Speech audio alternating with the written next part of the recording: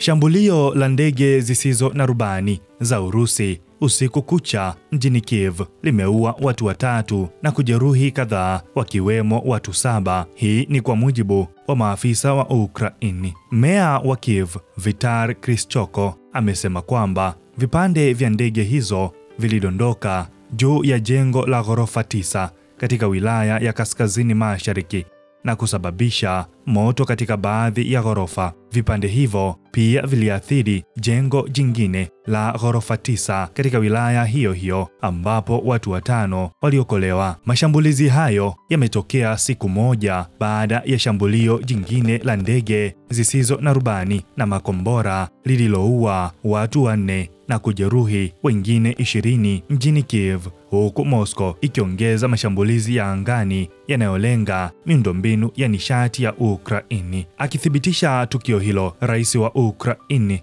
Volodymyr Zelensky amesema kuwa Moscow imezindua karibu ndege zisizo na rubani 1200 na makombora 50 dhidi ya Ukraini katika kipindi cha wiki moja tu, na ametoa wito wa kuwepo juhudi za pamoja zaidi kukabiliana na tishio la Urusi. Katika wiki moja pekee, Warusi wametumia karibu ndege za mashambulizi 1200 na makombora 50 ya aina mbalimbali dhidi ya Ukraini, mengi kati yake yakiwa ni ya masafa marefu, alisema Zelensky. Ulinzi dhidi ya tishio kama hili unaweza kufanikiwa kwa ushirikiano wa pamoja. Hakuna taifa duniani linalopaswa kuachwa peke yao kukabiliana na hali kama hii, alimaliza Zelensky kwa kusema hivyo. Katika siku ya Jumamosi, rais wa Marekani Donald Trump alizungumza kuwa hataenda tena kupoteza muda wake huko nchini Hungary. Rais wa Marekani alizungumzia kuhusu Putin baada ya mpatanishi wa Kremlin, Kirill Dmitriev, kukutana na maafisa wa serikali ya Marekani. Dmitriev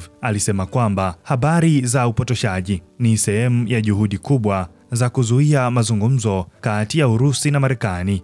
Dmitriev alikuwa nchini Marekani kwa ajili ya mazungumzo baada ya Washington kuweka vikwazo dhidi ya kampuni za mafuta za Urusi. Katika mahojiano na kituo cha YouTube cha Hungary, waziri wa mambo ya nje wa Urusi, Sergei Lavrov, alisema kuwa Marekani haijapendekeza mikutano au mazungumzo mapya yoyote. Lavrov alibainisha kuwa mpango wa mkutano wa Budapest ulianzishwa na Marekani, hivyo hakuwa na haja ya kujadili suala hilo na wenzake wa Marekani. Wakati kukiwa na hali ya sintofahamu kuhusu mkutano mpya, rais wa Urusi Vladimir Putin alitangaza kufanikiwa kwa jaribio la mwisho la kombora jipya linalotumia nguvu za nyuklia. Putin alisema kuwa kombora hilo lina uwezo wa kusafiri umbali usio na kikomo na ni silaha ya kipekee ambayo hakuna taifa jingine duniani ambalo lina silaha kama hiyo. Kwa mujibu wa mkuu wa majeshi wa Urusi, kombora hilo liliruka kwa saa 15